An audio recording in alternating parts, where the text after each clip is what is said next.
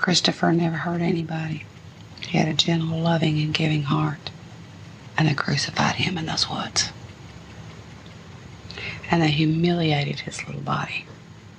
They took his little manhood before he even knew what it was. And I hate him for it. I've never hated anybody in my life. And I hate these three. And the mothers that bore them. Disclaimer. In this chapter, we will be discussing the murder of 3 8-year-old boys. The details may be triggering for some listeners. This will be the only warning. Please do not listen if you are sensitive to this topic.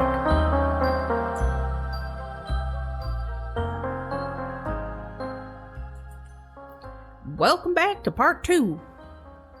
Okay, so where we left off last chapter, Jessie Misskelley, Jason Baldwin, and Damien Echols had been charged with 3 counts of capital murder. And if you guys didn't listen to that episode, make sure you go back and have a listen to that one before you get into this one, because it gives the backstory about how we got to the point of those 3 dudes getting arrested. Mm-hmm.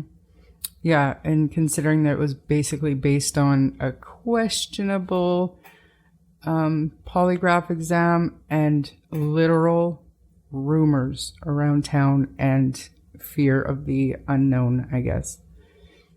So jumping ahead a little bit to August 4th, 1993, Damien, Jason, and Jessie attend a pretrial hearing before Judge David Burnett in Marion, Arkansas. Judge Burnett ruled that Misskelley's trial should be held separately. Later, in other important rulings, Burnett also decides that the state can introduce Jessie's confession, despite evidence that it was obtained under coercive circumstances, and that the defendants could be tried as adults rather than juveniles. And remember, at this point, Damien is 18 years old, Jason is 16, and Jessie is 17. And Jessie with the IQ of 65 to 71, I believe. So, September, the prosecutor, who is John Fogelman, conducts a series of under oath interviews with various potential trial witnesses. And this is going to be including Jessie, Jason, and Damien's family members. November 10th, Judge Burnett rules that Jessie's trial will open in Corning, Arkansas in January, and that the trial of Damien and Jason will take place in Jonesboro beginning in February. So back to back. And he's presiding over both trials, and both are jury trials. And they're all pleading not guilty. All of them pled not guilty. Correct. Even Jessie, who said that they did it. That's right. That's right. And I know there's listeners out there that's going to say Jessie confessed more than once.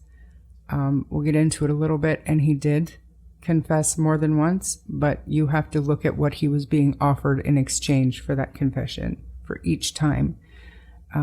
It's not as cut and dry as some web sleuths maybe want you to know, especially some of the family members that are still really convinced that Jessie, Damien, and Jason are guilty.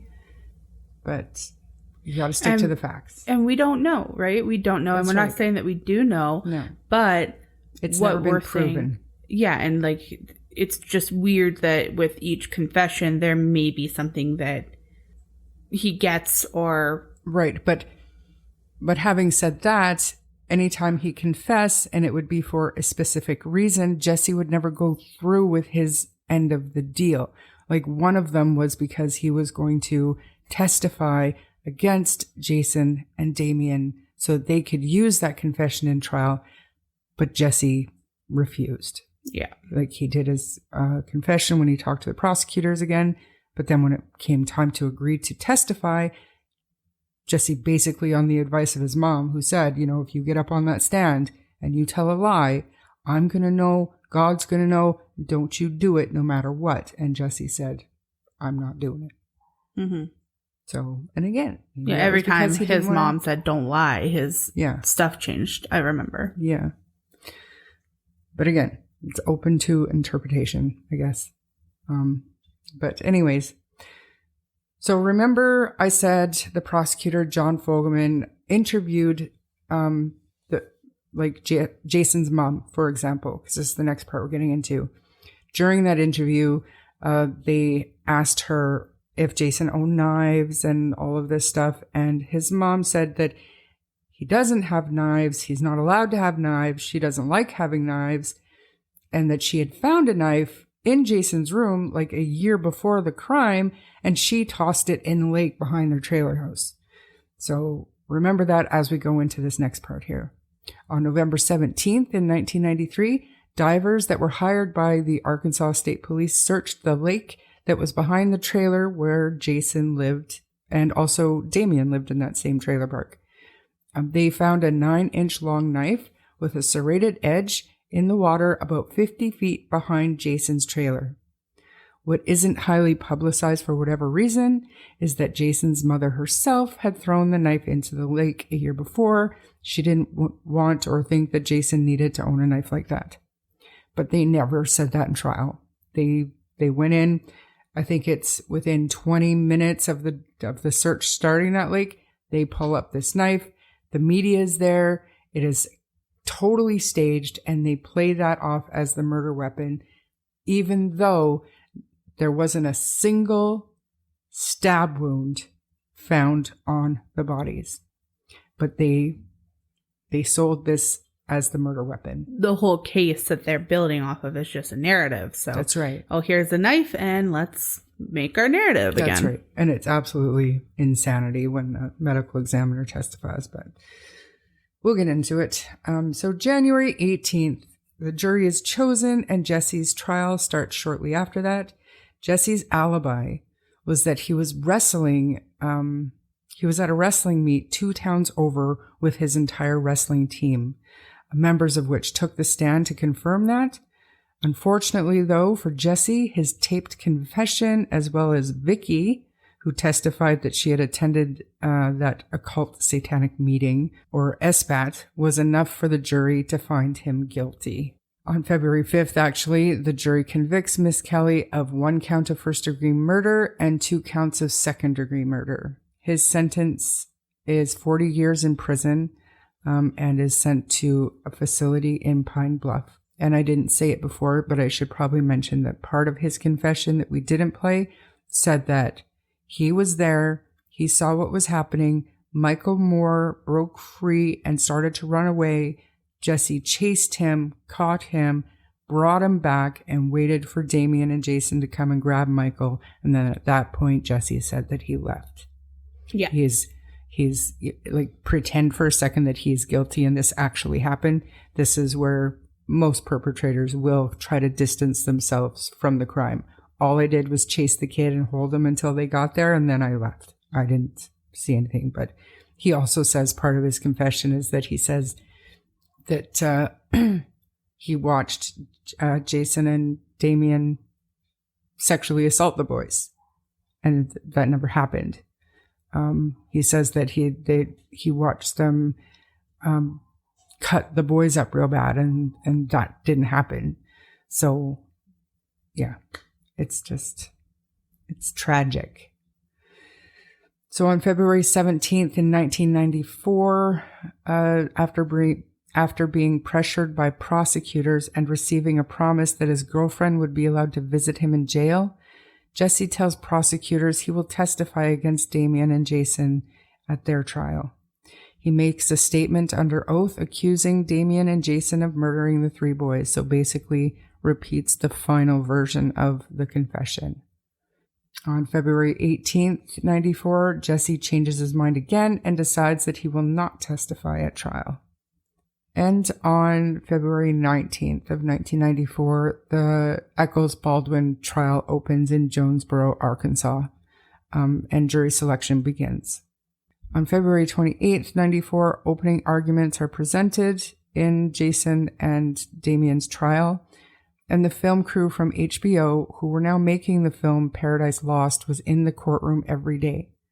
So the crew stayed local, so they got a good feel for the town, interviewed all of the victims' parents, and the accused kids' parents, like their schoolmates, their friends, pastors at the church, like everybody in the community knew about this case, were following this case. So HBO was there and they did their job. They went around and they talked to everybody.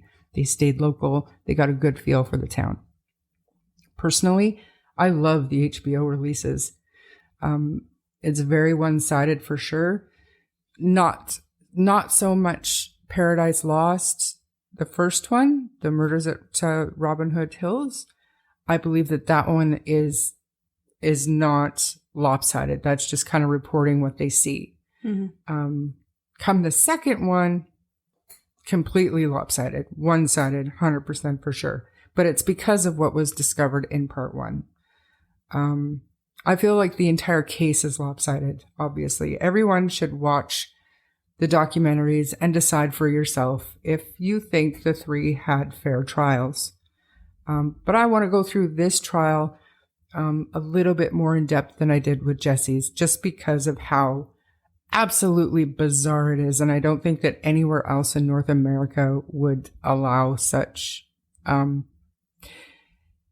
just bullshit. Unethical. Yeah, just absolutely insanity that went down here. So the main issues I found within the trial, and these are my opinion only, but I'm quite sure I'm not alone. Prosecution called their medical examiner, who's Frank Peretti, to the stand, who performed the autopsies of the three little boys. He stated that the wounds were caused by a serrated knife, even though no stab wounds were found. He theorized that the scratches found on the boys' bodies were the result of scraping and slapping done with the serrated side of the knife, possibly to torture the kids. He also stated that Chris Byers had his penis removed with great skill. In fact, being that there was no blood at the scene, this must have been done in the water, to which he also conceded that he himself would have a very difficult time doing this. Considering that it was nightfall, there was no lights out there, he thought it would be very difficult. But being no blood there, there's no other explanation. It either happened away from the site and the bodies were brought back, or it was done in the water. And the fact that 2 of the 3 boys died of drowning, we know that the murder took place there. So, medical examiner, what are you talking about? Anyway. Or it was taken off after death, which in the water. Which let's get to it. We'll get to that. You know what I mean? In about 13 years, we'll figure that out. Yeah. Just crazy. He suggested also that the bell-shaped wound on Stevie Branch's forehead could have been inflicted by a large belt buckle, and that the boys showed signs of sexual assault, such as tearing behind the ears, dilated anuses, though there was no physical evidence to support this theory. There was no DNA, there was no tearing of the anus, nothing like that. Come to find out, this dude was an assistant to the medical examiner. He didn't even pass the exam to become a medical examiner. He failed it 3 times before essentially giving up and just accepting his place as an assistant. Yeah. Now, I mean, I'm not calling him incompetent or whatever, but he's not competent enough to be having the opinions that he had. He's obviously challenged in looking at things objectively. They found somebody who would narrate the story that they had built. Yes. And they chose that one to get up there and tell it. Mm-hmm. So prosecution also called a juvenile delinquent who was currently incarcerated at the same facility that Jason was being held at. And this kid said that a few hours after meeting Jason, that he had confessed that he cut a boy's balls off, stuck them in his mouth, sucked the blood from the boy's penis, and the absolute absurdity was believed by the jury.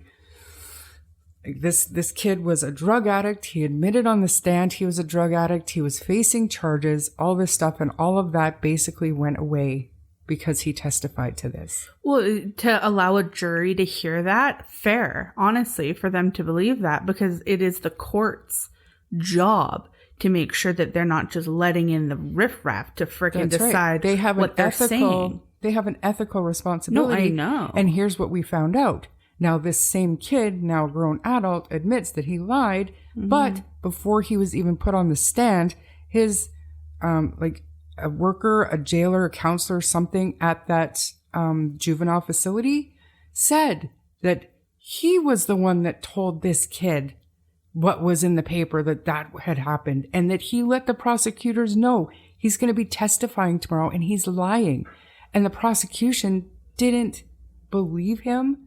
They didn't want to believe him because it supported their narrative. Exactly. But it's just so unethical. Like, so unethical. Yeah, and all I'm saying is that it's like, I get why the jury ate it up, because it's like, you count on the court system to be bringing in people who are telling the truth. So let's get into the experts. Prosecution called this occult expert, Dale Griffith. This guy, let me tell you, he testified that the blood of children is basically the top of the devil worship food chain, and that the accused painted their hair black, their nails black, they wore black clothing, they listened to heavy metal music, they do drawings of pentagrams, and he cemented his dramatic testimony by explaining that the crime was committed during a full moon, so of course it had to be satanic. When Jason's lawyer questioned him, like cross-examined him, it was brought to light that this guy got his PhD through a mail-order college.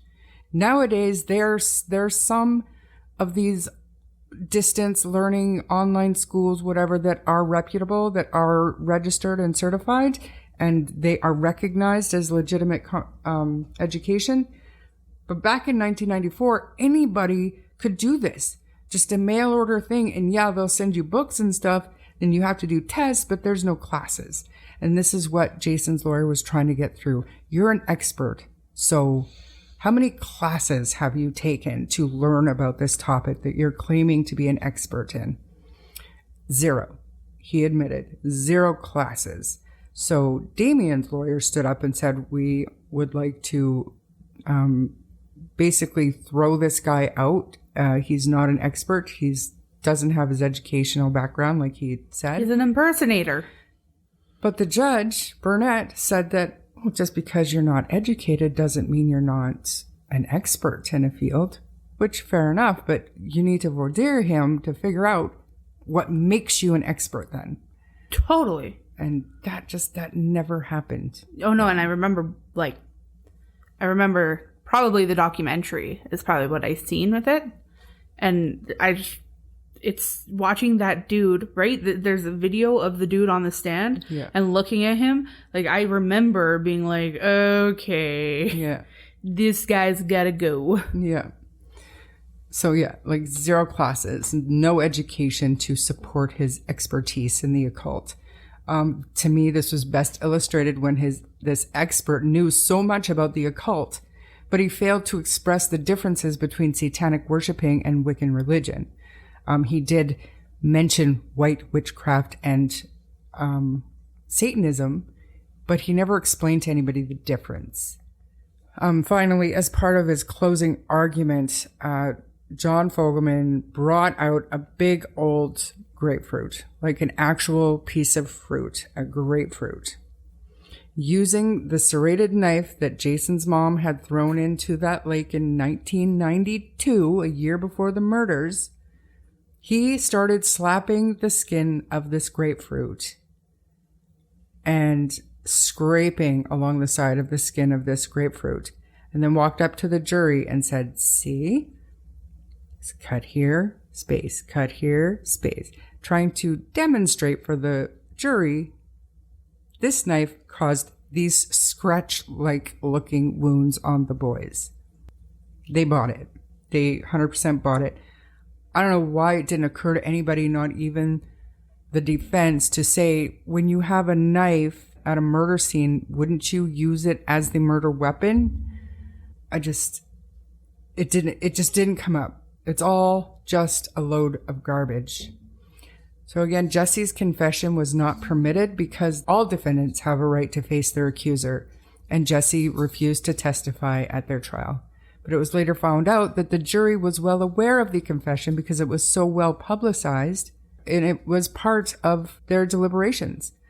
In 2007, we got evidence showing that what are they called? The flipboards? The big pieces of paper that they used to use? Big notepad. Yeah. I know what you're talking about. Yeah, the big display notepads. Like almost like the schools would use them. Yeah. So they had a list of pros and cons, like for guilty and for innocent. And on the guilty column, there was this one thing that was completely blacked out. But one of the jurors had taken photocopies of all of the notes of everything for her own notes. And that part wasn't blacked out. And that was the confession made by Jessie Misskelley. So they had considered it in their deliberations, even though they weren't allowed to consider it. That right there is grounds for a mistrial, is grounds for a new trial. Totally. I should also mention that the prosecution had young teenaged eyewitnesses who said they heard Damien talking about the murders one day at the ball fields.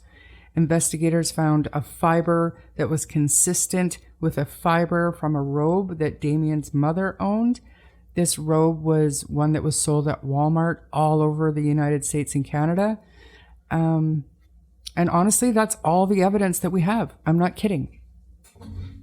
So by March 17th, 94, this ridiculousness had wrapped up and jury deliberations begin.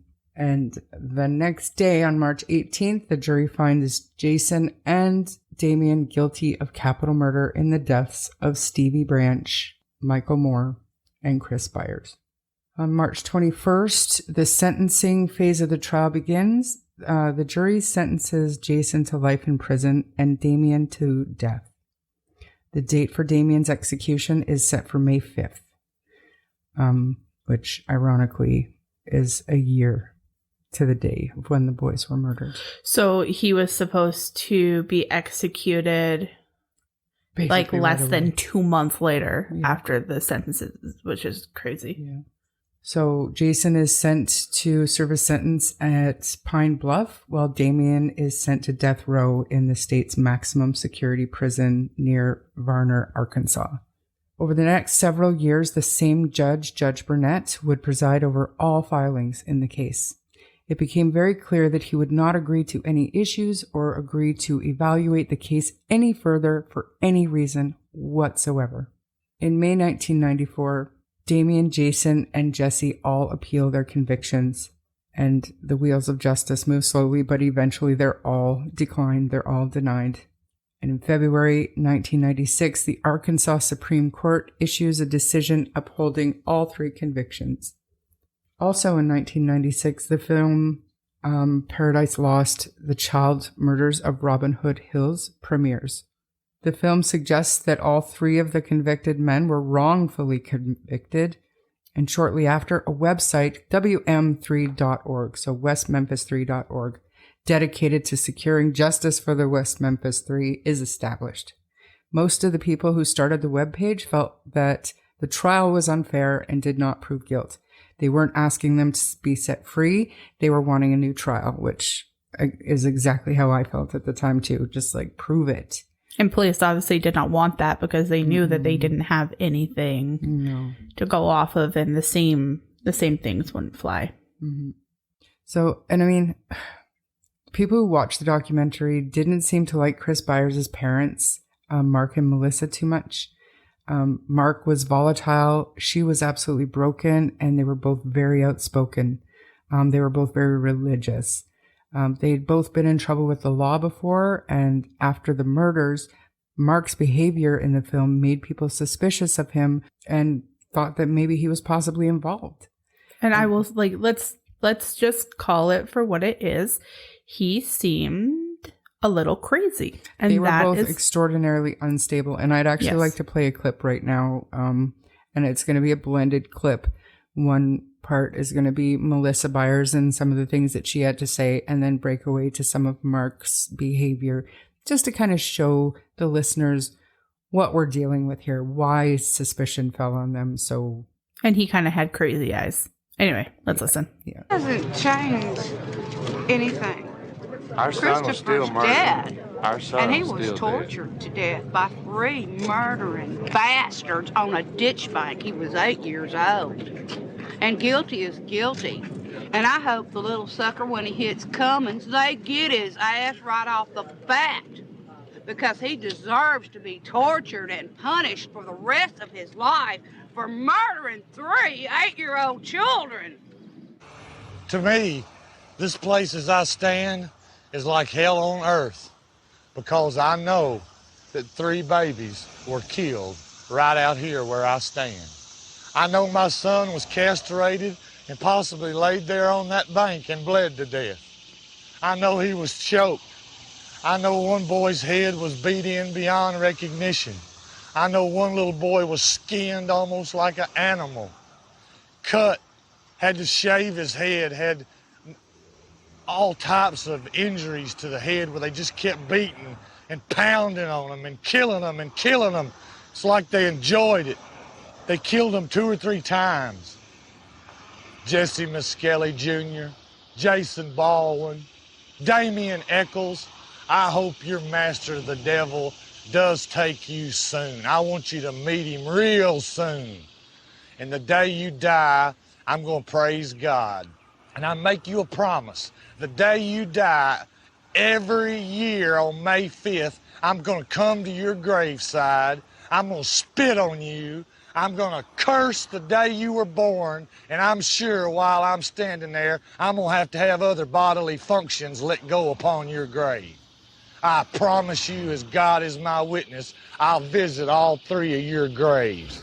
So clearly they're unstable, and I think they became even more unhinged with this murder. You're being nice by saying unstable. They To sound me, cray-cray. They sound evil. They you know sound what I mean? crazy. That to me is how Satan worshippers that are out for blood would sound. Like I'd eat the skin off of his face. Like what? That is so brutal. She goes on to say in another part, she's going to mail Jessie a skirt.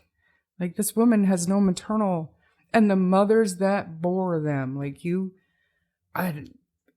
Crazy. Unhinged. Nuts. Whoa. Cray-cray. But not to speak badly of her, because She lost her son, but you lost your son and you're still cray-cray. That's all I'm saying. I'm not saying shame on you, you're cray-cray. Totally get it, but you're a little crazy. But she actually died of undetermined causes on March 29th, 1996.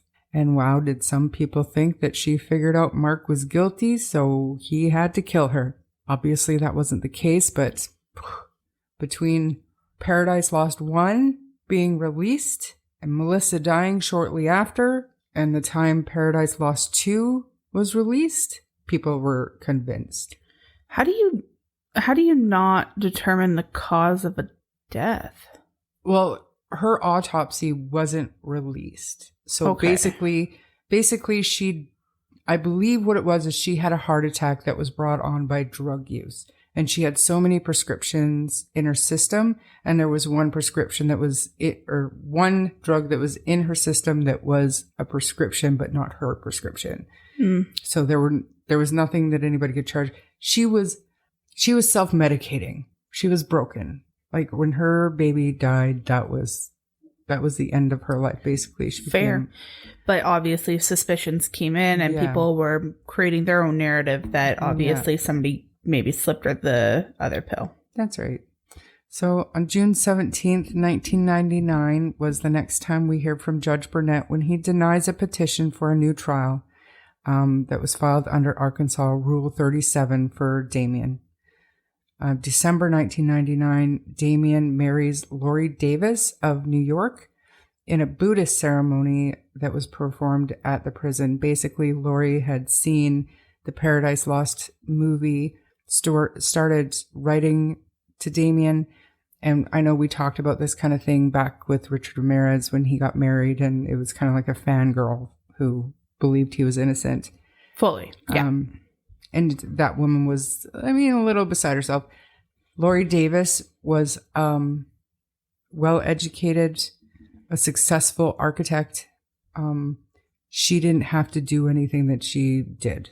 She ended up moving closer to the penitentiary so that she could see. And she got very involved in the West Memphis 3.org and raising money for new testing and stuff like that. So anyways, back to the point, they ended up getting married.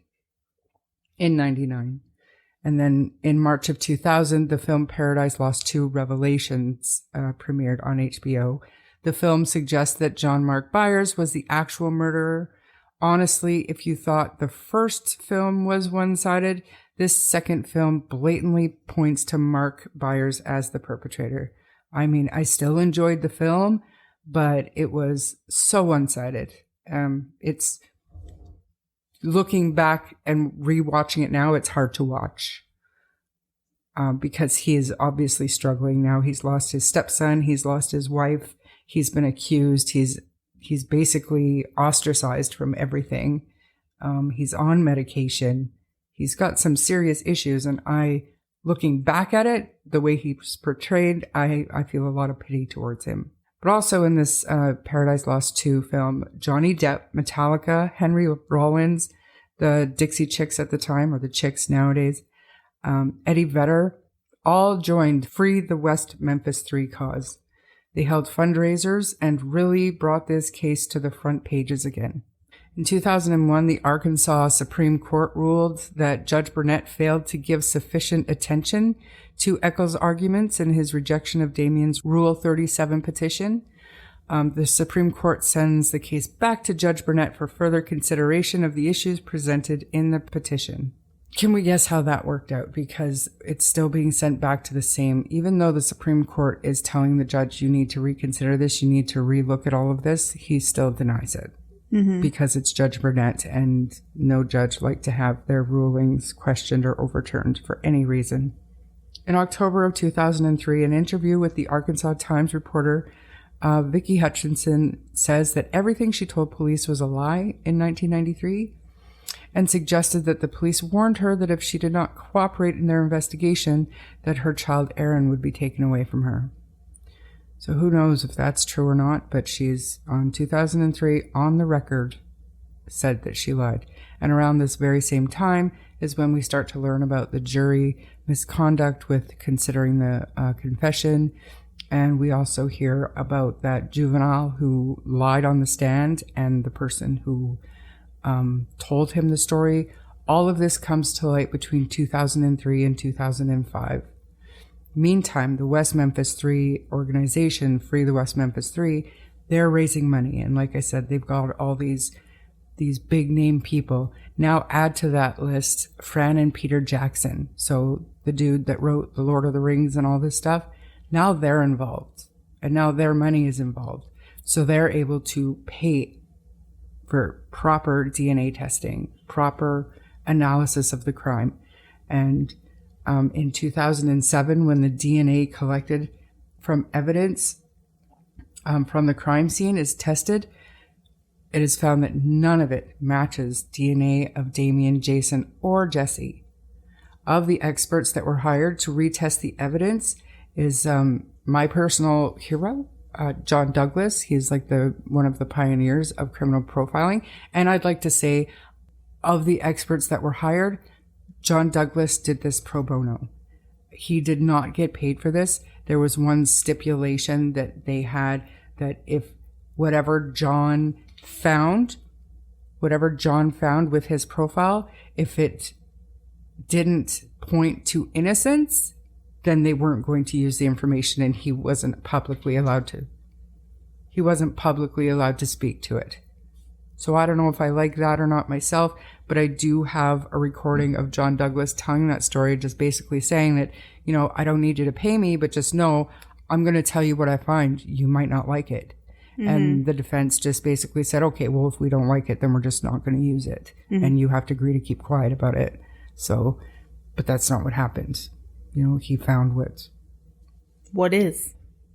So a couple of the other high profile experts that were hired was Werner Spitz. He basically wrote the Bible on forensic pathology, and Richard Souveron. Richard Souveron is the guy who testified. He took Ted Bundy's bite teeth impressions, and he's the guy that testified that the bite marks on one of the victim's buttocks was that of Ted Bundy's.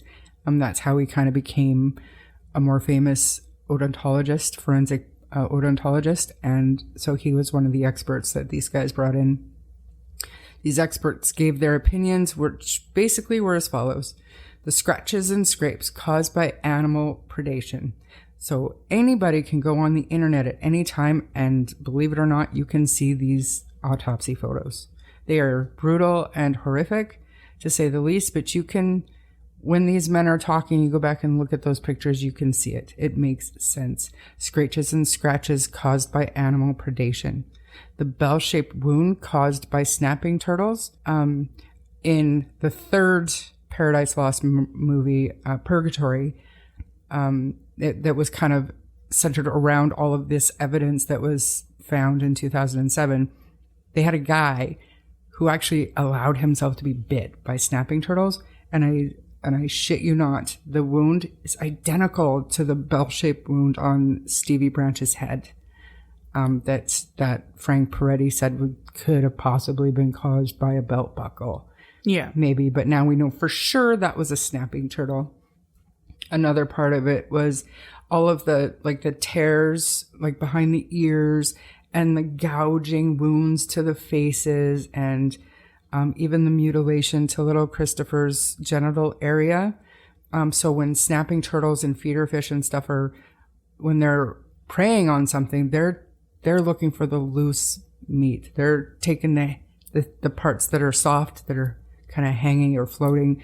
And so earlobes, maybe a little bit of a double chin, nostril, penis, scrotum. It's very horrific to think about, but clearly this is what these experts saw when they were reviewing all of the evidence. So getting back to John Douglas, he concluded that this was not a satanic murder, but a personal cause homicide. And going back in John Douglas's career a little bit, back in the early 80s and into the 90s, the FBI, the behavioral analysis people, they did an in-depth study of the satanic ritual abuse because there were so many cases popping up, and they determined there wasn't a single credible case of satanic murder. There were people that were committing murder because they were Satanists, but there were never any murders being committed for Satan, if that makes any sense. They basically debunked the entire satanic ritual abuse theory. Yeah. They're not denying that people were abused and murdered with that in mind. But what they were saying is there was no big conspiracy, and there was no little fraction of these groups that were going around saying if you kill children, you're going to be higher on the totem pole. Or they debunked that whole thing. But John had said that this murder looked to him as a personal cause homicide. This means that parental or sibling rage of friend on friend, it's not a crime of passion. It's not for money. The boys weren't sexually assaulted, so there wasn't a sexual motivation behind it. This was to humiliate, degrade, and punish. So he spent some time discussing things with Terry Hobbs, Mark Byers, and the others. He said that in his position, the crime looked more like punishment to the boys instead of any kind of gratification to whoever did this. Like, it wasn't like somebody went out and was like, I'm going to murder 3 kids. That's right. It's more like these 3 kids did something or didn't listen, and now it's a punishment. That's right. So also tested was a hair found in a knot used to tie up one of the victims. It was found to be not inconsistent with Terry Hobbs, who was, as we know, Stevie Branch's stepfather. Another hair found on a tree stump not far from that was not inconsistent with that of Terry's friend David Jacoby. David had admitted to being out there searching, and his story has never changed. The interesting thing about Terry's hair being in a ligature was found in the ligature that was used to tie Michael Moore. So you could argue transfer DNA, like his hair got there because Michael had been in his house before. Yep. But kind of suspicious. For sure, really kinda suspicious. When you're looking for DNA and you're just looking for anything that will point towards who did this, and then that's the DNA you find, that's not And the inconsistent with it. only DNA that's found. Yeah. There is absolutely nothing at the scene to point anywhere else. John Mark Byers tells the media at this point that he now believes that the 3 young men convicted are innocent. So in Paradise Lost 2 Revelations, John Mark Byers is at every hearing. He's taking every interview. He is screaming from the mountaintops that these 3 boys are guilty. They killed his son. They're devil worshippers. You name it. He is portrayed as insane in purgatory. So at a Little Rock rally, the Dixie Chick singer Natalie Maines implies that Terry Hobbs was involved in the killing of his stepson, Stevie Branch, and the other 2 boys. This sparked a lot of controversy for Terry Hobbs. He basically ended up bringing a civil suit against her for defamation of character. I almost believe that it was planned that way, because this way I wouldn't doubt for one second that John Douglas advised them to do something like that. Make it public, accuse him, and make him mad because he's going to be out for money. He wants his payday. Now he's bringing the civil suit. Guess what? Natalie Maine's lawyers, who you know as well as I do, she's probably got some good lawyers, they get to depose him. They get to sit him down and question him under oath about everything.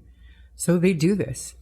And the videotape depositions are, I mean, they're sad, but they're hilarious watching. He was not expecting to be questioned about any of this. So basically, after the murders, he thought that Pam had cheated on her. So he hit Pam. So Pam called her dad and her brother, and they went over to confront Terry about this.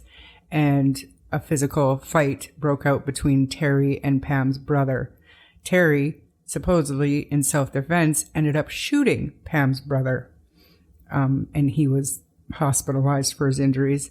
That was one thing.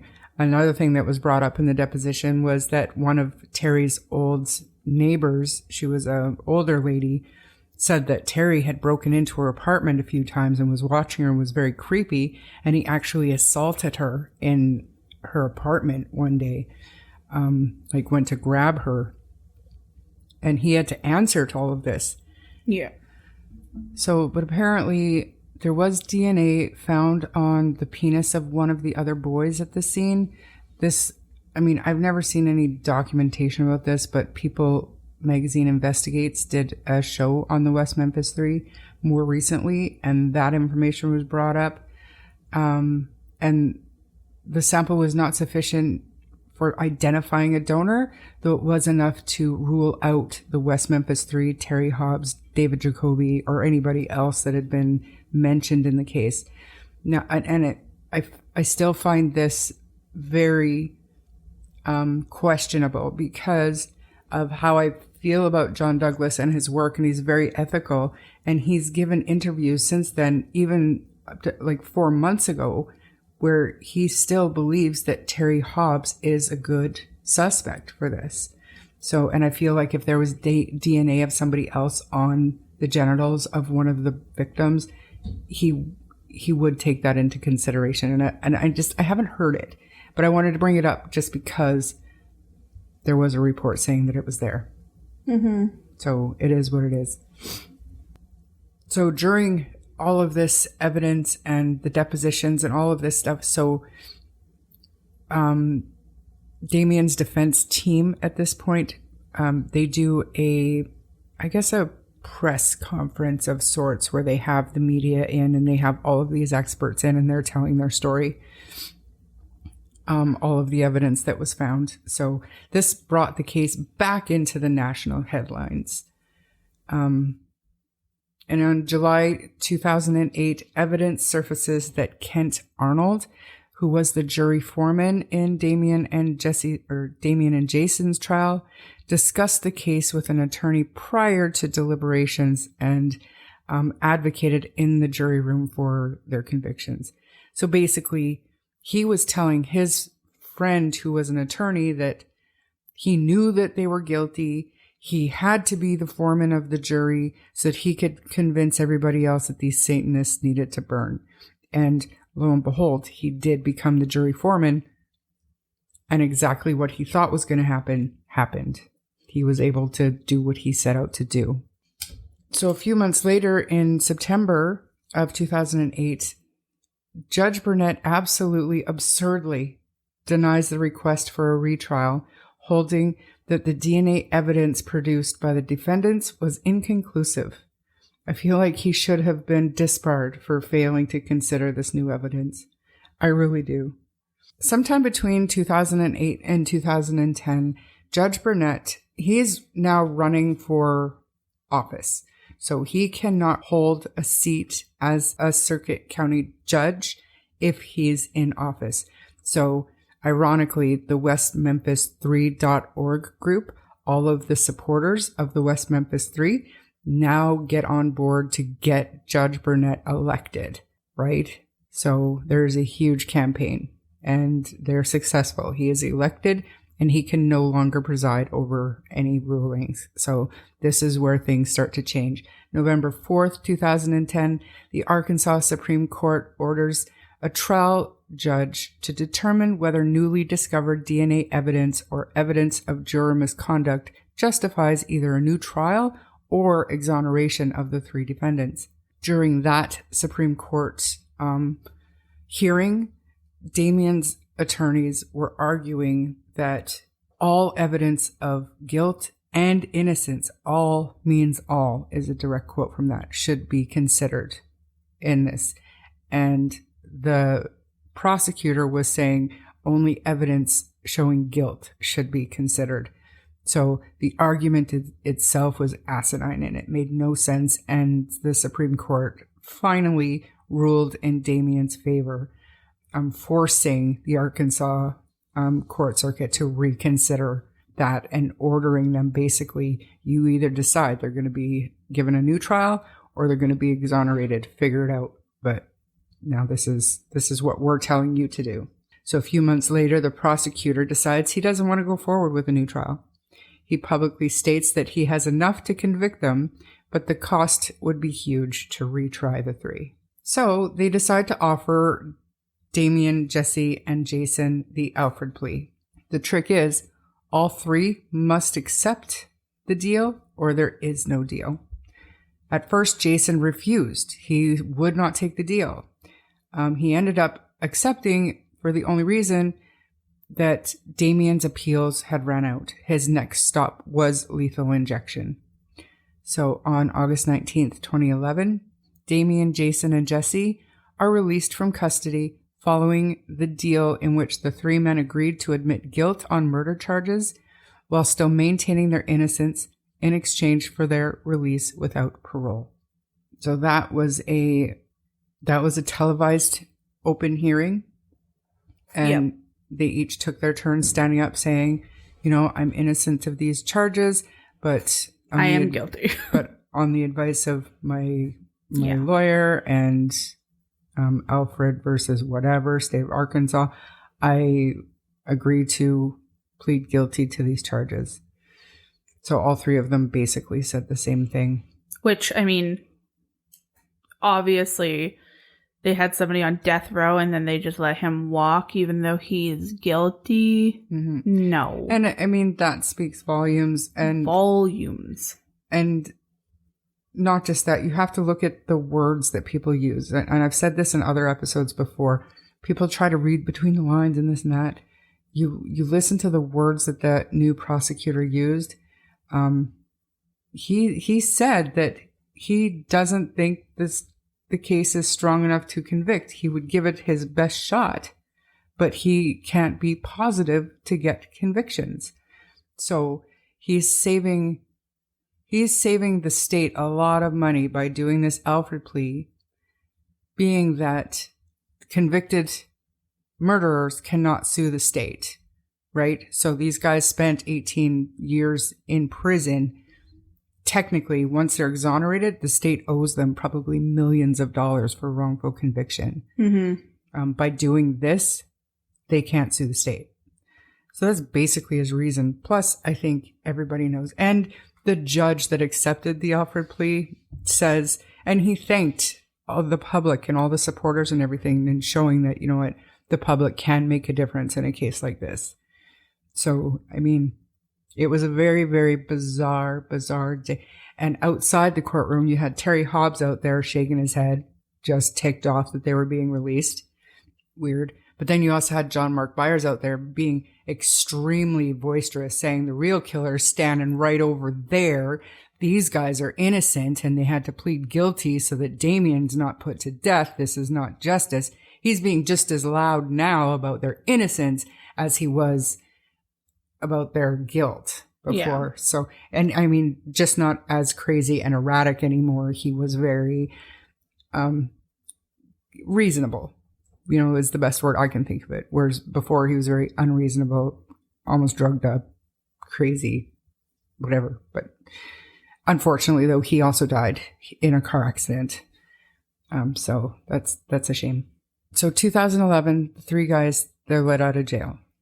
They have to re-enter society. They have to relearn how to eat normal food again. They have to, you know, relearn how to interact with society and even their girlfriends or their parents, or, you know what I mean? They have to relearn all of that. Johnny Depp and like all those dudes make it a little easier for Damien. They got him clothes. They got him a haircut. They styled him up. For sure. They set him up. Like, he's got his own shop now. He does tattoos and he practices his Buddhism and he's a writer and all this stuff. They set him up good. And same with Jason. Like, I don't know too much about Jason's support, like how he was able to pay for it, but he is a huge advocate and spokesperson for the wrongfully convicted, the Justice Project, or the Innocence Project. And his goal is to go to law school. And these guys are my age. I couldn't imagine deciding at my age to go and finish my criminal justice and become a lawyer or whatever. But that's what he's doing. Jesse, on the other hand, has stayed in West Memphis. His dad recently passed away, but he is basically working as a mechanic. He, for the most part, staying out of jail, staying out of trouble, but nothing serious has happened.